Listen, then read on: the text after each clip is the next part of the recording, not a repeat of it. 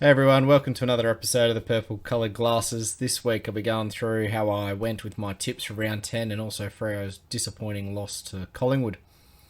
So I'll start at the beginning of the round. First up we had Carlton against Sydney, and I went with Carlton. And they got out to a fairly reasonable margin in this game, and I thought, you beauty. But Sydney did claw it back a bit, and I was thinking back to some previous games this year against Port Adelaide, I think Hawthorn as well, where Carlton almost let it slip, and I thought maybe this will be the game where a team actually does run them down. But they had enough in the tank to get this one done, Carlton. They still need to look at a few things, but in terms of like their defence, I think, and playing four quarters. But I think they're doing quite well, and I think the way sort of other teams are performing at the moment, so Sydney's a team around them, and Freo as well, with those teams dropping games, they're in a decent position to finish top four, which means they'll play at least two finals. So for their fans, it'll be a good ride this year, I think, for them. I was only off the margin by 4 points. I thought Cripps was actually kept quite quiet. Wasn't in the coach's vote. I think he only got 18 touches. I'm trying to remember the Sydney player that tagged him, because they did talk about there was a tag on him. But I think that really shows the depth in the Carlton midfield right now, where they got guys like Hewitt and Chera, and Kennedy's playing a lot better, and Walsh as well. So they've got a bit of depth, and I think Cripps is maybe not the right player to tag. You could argue he's been getting like 30 touches and a couple of goals each game. But I think if teams continue to tag him, I don't think it takes away that much from Carlton in terms of like the good ball users, guys like Chera. You probably want to take him out of the game more. But yeah, we'll see if it's a tactic teams employ. You'd say it didn't really help Sydney because they lost this game, but that was a battle they won, so maybe if they switched a few other things around, they may have got the chocolates. But yeah, Carlton also didn't kick very straight as well, so the margin could have been a lot bigger. So then moving on to the Cats against Port, and someone had flagged this might be the upset last week, and at half time I was thinking they might be onto something. But Geelong just flicked the switch at half time and came out, and it was like an arm wrestle. They were just like, playing with Port Adelaide to make it a bit of a contest, and then just slammed their fist down on the ground after half time. So Cats got that one done. My roughie, or my tip for the upset, was Gold Coast against Western Bulldogs, and they were looking okay at portions during the game, but Doggies just kept them at arm's length, and every time Gold Coast came back, the Doggies would just kick another goal or two. Dogs have strung 2 games together now, so they might finally be back. Gold Coast provided great effort. I don't think they embarrassed themselves by any means. But I think this probably means they definitely won't finish top 8. They needed to win this one just to prove that they can string some games together. I see it hard for them to go on a run of sort of 7 or 8 games like at the back end of the year to finish top. I think Rory Thompson also has a suspected knee injury again. I haven't heard the reports of if that's another ACL, so that's a pretty big blow for them as well. So we'll see how they go over the coming weeks, but I think it is good for the comp if Gold Coast just start being a bit more competitive throughout the rest of the year rather than just being easy beats after round 7 or 8. So not upset that upset didn't get up, and I always have a bit of a sinking feeling because I think I'm of the belief there's always an upset every week, and so when that didn't get up, and then in the next couple of games I was like, well, that means on the Sunday there's going to be some upsets, which turned out to be true. So Melbourne got over North, I thought quite easily.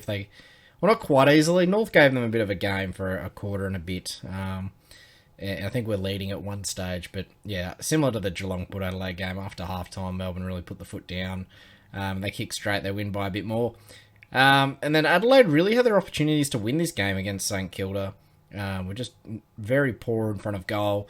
And St Kilda took their opportunities. Max King, 6 goals. For a guy that can be flogged a bit for not kicking very straight, decided to kick straight in a game that counted, and that's a big difference in some of these key games, particularly when you're travelling away from home. Adelaide's not an easy place to travel. They've beaten Port, but that's a showdown, so there's no travelling there. Saints, they really should have won this game, you could argue. Freo was only a point. Brisbane, they challenged for a half. They beat Melbourne there last year, so even though they're a young developing team, they're not a side that just rolls over typically. I think the only game they've rolled over this year at home has been against GWS. So I think teams that are a bit higher on the ladder are not going to like to travel to Adelaide because I know they're going to get a hard game, even though they might be one of the lesser favoured teams this year. Then Richmond against the Bombers. As sort of expected, Richmond just sort of dispatched Essendon. I don't know what else to say. I'm a bit sort of... I don't really want to lay into the Bombers anymore. Richmond are getting more of their better players back. And the way some teams like, Sydney, Freo falling over, Saints are looking a bit more steady. They might sneak into that 4th position, but they're just hanging thereabouts right now. GWS against West Coast. It was a bit of a goal-for-goal game early on, but then GWS just put the foot down. Not amazing defence. The structures were kind of open. So West Coast did kick 86 points, but they still went down by a hefty margin. Which meant we still hadn't had any upsets. I mean, some might argue that Carlton winning against Sydney was an upset, but in terms of the odds, but I think more people had tipped Carlton. But then when we get into these 2 games, so Hawthorn against Brisbane, Hawthorn had won the previous fixture last year. I said that in my last video. I wasn't game enough to tip Hawthorn after... I picked them in some roughies against Sydney, and they got out to a huge lead in Tassie and then blew it. I just wasn't game enough to tip them again.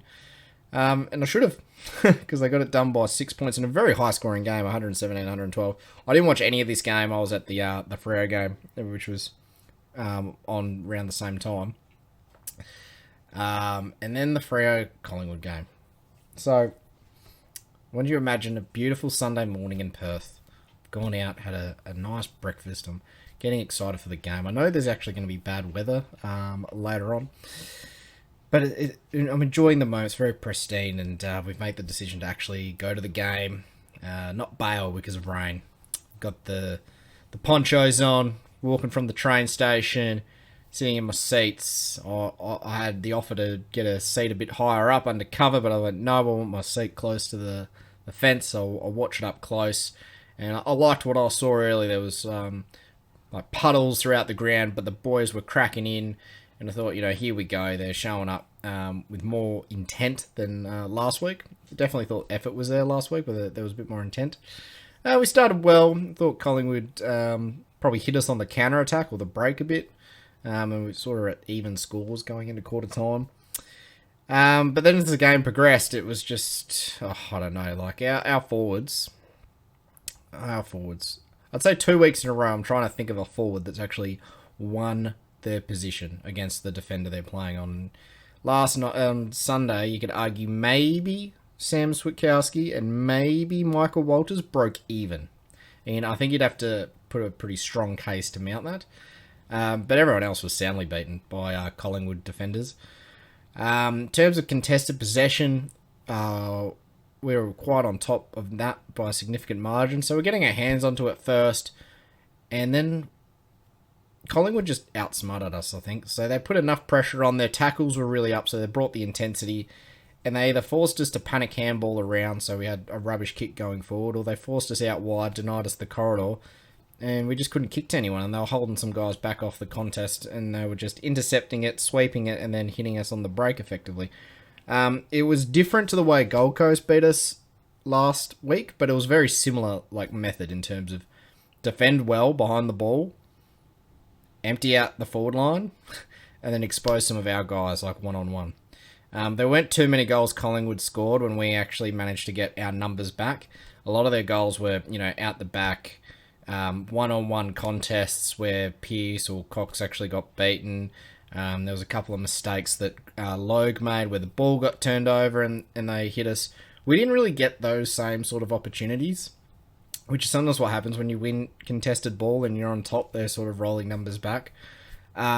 But yeah, all credit to Collingwood. They outplayed us. They played the conditions very well. And we had opportunities. We brought the effort. So For me, I'm a bit more critical of some of the efforts in the forward line in terms of just making a contest and locking the ball in, because Collingwood just walked it out too easily. And some of that midfield connection as well. Like, are we even kicking it to the right spots? It was very hard to tell. Also, just want to talk about the Sam Switkowski tackle. So I didn't see this until today, where he's chicken winged Ginnivan, which is just dumb. So he'll be missing minimum a week, I'd suspect. He's not a Geelong or Richmond player, so, and his name's not Selwood or Cochin, so he'll be getting a couple of weeks, at least. And it's only Melbourne and Brisbane we're playing over the next 2 weeks, so big game, Sam. Thanks, and you've been one of our better players. And on Ginnivan himself, was really annoying pest of a player. First time I've actually watched him, and I actually don't mind it. Like, as an opposition supporter, I hated the whole fist pump to the crowd and everything when he kicked it. I hated that. But what I really am missing in football is those characters. And the game's really vanilla at the moment. He's someone who's not vanilla. Like, I really loved Hayden Ballantyne, and I understand why no one else's supporters liked him. And it's the same with Ginnivan. Like, only Collingwood fans are going to like the bloke. But the footy world needs more of that. I think there are more characters on certain teams. You struggle to name 5 blokes in the competition across everyone's list who's got a bit of character and attitude like that.